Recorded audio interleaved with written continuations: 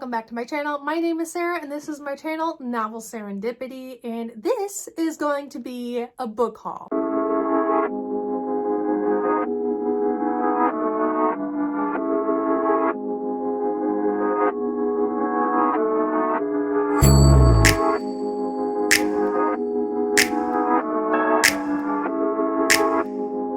And these books I have acquired within the past 3 or 4 months, including the holiday season and gift cards and gifts and stuff. So yes, let's get into it. If I forgot any gifts or if I forgot anything, please just yell at me and be like, hey Sarah, I gifted you, and the book is literally in the shop behind you somewhere. But I have tried my best.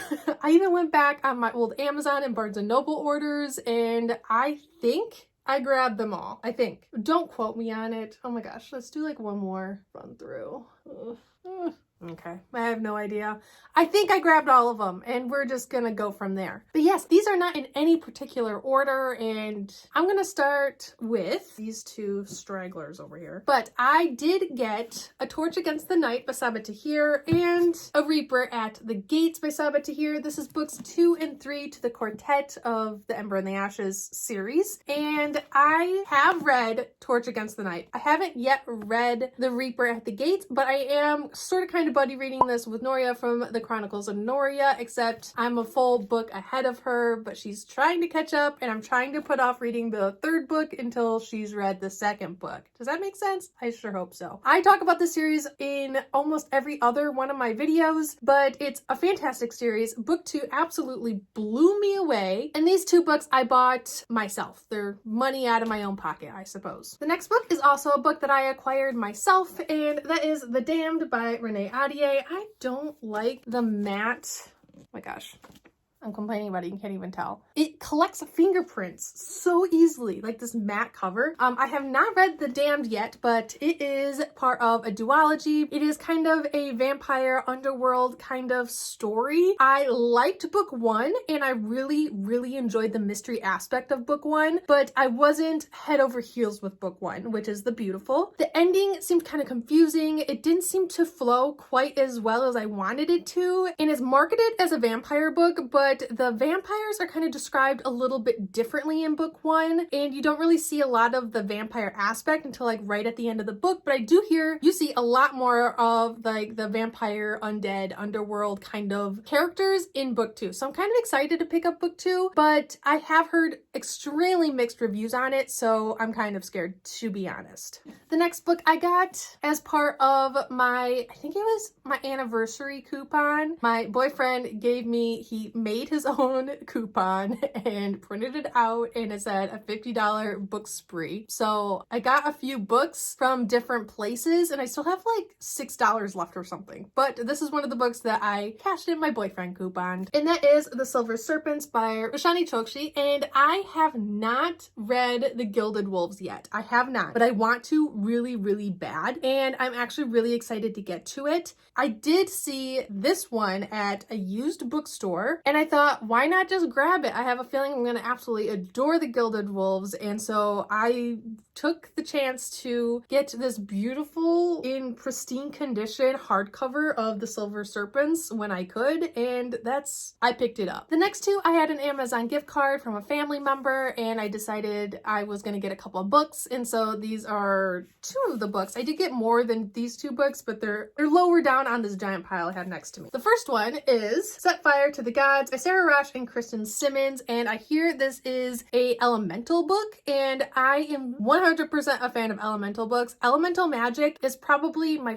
favorite magic type in my fantasies besides blood magic. They're kind of tied for first place. I like elemental magic and I like blood magic, and I hear this is very similar to kind of Avatar The Last Airbender, magic types, there's earthbenders and firebenders and that kind of thing, but there's also an aspect of gods and goddesses, if I'm not mistaken, and I'm just really excited to get to this. I hear this is a fight in a Colosseum book. There's a revenge plot, and I saw this cover as well and I was like, I need this book, so I bought it. There's glitter all over this one. I finally posted on my Bookstagram and there was glitter involved. Okay, and it wasn't even for this book. That says a lot about glitter. Okay, anyways, the next book I got with one of my gift cards as well, and that is A Deal with Elf King by Elise Kova. This is my first Elise Kova book, and I finished it and I loved it. I gave it 5 stars, and I'm not gonna lie, I picked it up for the cover. Like, I love this cover so much. But it's basically a human who has magic, and every 100 years the Elf King comes and takes that one human from this village and it basically takes her back to like the Fae world, Fae realm. I don't even know. I should know. That's a lie. I'm gonna be talking about this in one of my recent reads coming up in the next month, so I don't want to say too much about it. I really love the imagery in this book. It is a standalone novel, and I think that's one of my only complaints is I really wish this was like an actual like series or trilogy because I fell in love with the characters. So yeah. The next 2 I bought like a month and a half, 2 months ago, and it's because I read book 1 and absolutely fell in love, so I bought the next 2. But that is A Strange Hymn by Laura Thalassa? Not sure. But this is the Bargainer series. This is book 2, and then I also got to book 3 right away, which is Dark Harmony, and I love book 1. I have not read books 2 and 3 yet. I'm thinking I'm going to read book 2 before the end of the month because I finished my TBR, and now I'm just mood reading books, and I really want to read this. But it is one of those really, really complicated books. Like, I don't want to give too much away because it's one of those series that like you should really go into it not knowing a whole lot about it. The main female is a siren, and the main male protagonist, he is Fae. He's also the bargainer. So he makes deals with people and then make sure they cash in on their deal. So if someone wants something, they call the bargainer, they make a deal with them, and then they get what they want. It does have brutal aspects because he makes sure that he gets his payment in return,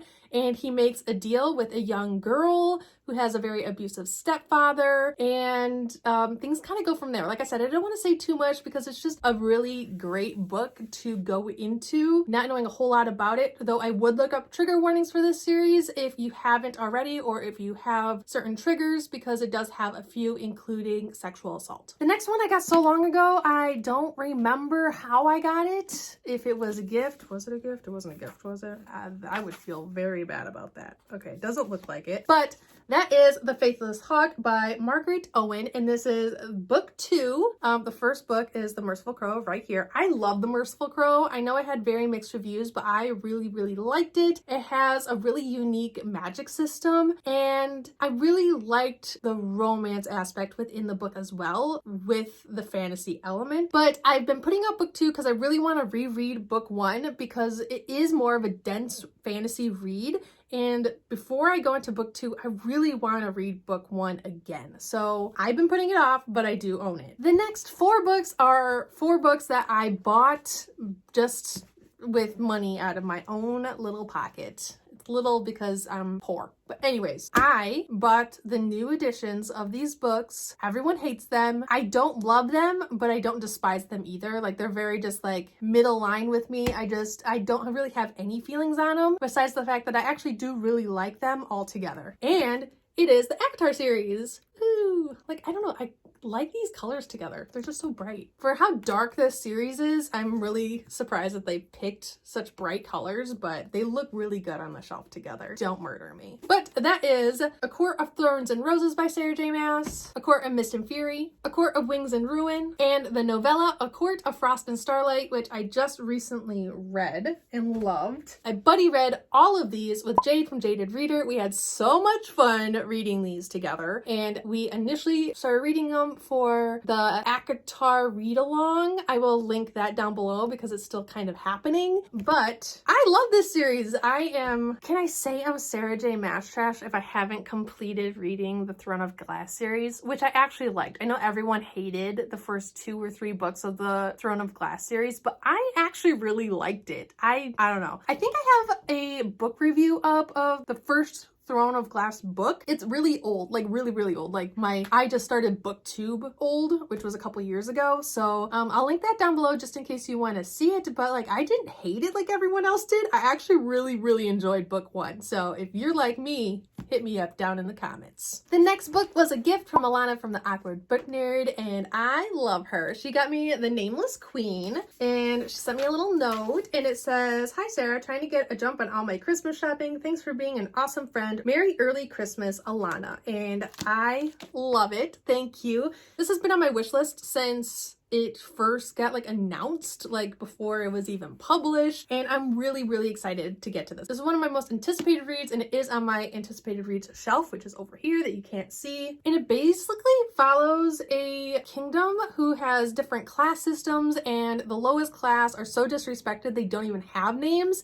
And if I'm not mistaken, one of the nameless becomes queen or becomes the next heir to be queen. And if you know anything about class systems and lowest kind of trying to rise up in the ranks, there is going to be a lot of turmoil. And if I'm not mistaken, there's some sort of magic or fantasy aspect of this book, though it's another one of those where I don't want to know too much about it before going in. So thanks, Alana. The next 3 books are 3 books that one of my friends here in like the city I live in got me for my birthday / Christmas / both. I don't even know at this point.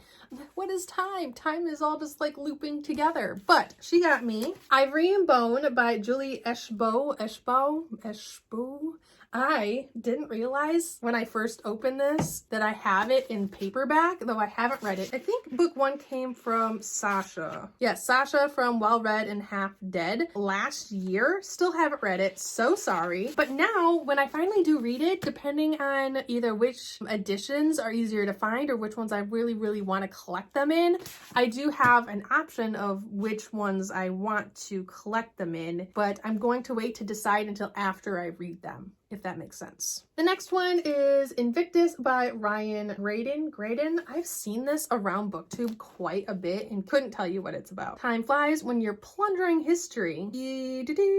Gaius McCarthy was born outside of time, the son of a time traveler from 2354 AD and a gladiator living in ancient Rome. Ooh, I'm intrigued. And then she also got me A Flicker in the Clarity by Lisa McNamara. And you know, most people, Emma's magnetic, a magic protector, a milky-skinned girl with dark hair and rosy lips. People see what they want in her. They think she's all songbirds, sweet tears, and magic apples. Not me. I never did. But it looks like maybe it follows Evie and Emma. It looks like one might be evil and one might be good. Don't quote me on that, but I've never heard of this book, but I am really enjoying this cover, not gonna lie. The next book I got from Madison from Princess of Paperback, and that is The Rage of Dragons by Evan Winter, and it is a birthday gift. Thank you. She tried to get me Poppy War book number 2, but it had a back order, and the hardcover of this book, which I think is the one I initially put on my wish list, was all out on Amazon, so she wanted to pick something that would arrive on time, and she hopes that the paperback is okay, and it is. I don't necessarily care if my books are paperback or hardback. Usually I just go with like the feel of it, but like with how big this book is, I think I might prefer it in paperback, and it's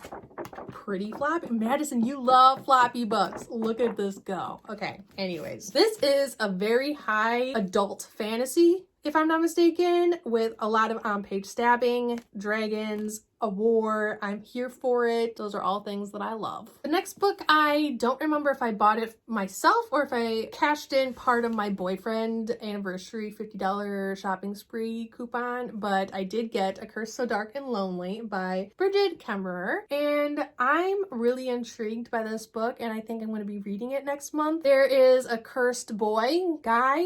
He keeps reliving his 18th year, if I'm not mistaken. He's a prince. He'd be saved if a girl fell for him. And then there's Harper, who has cerebral palsy. I think she tries to save someone and then gets pulled into Prince Rin's world.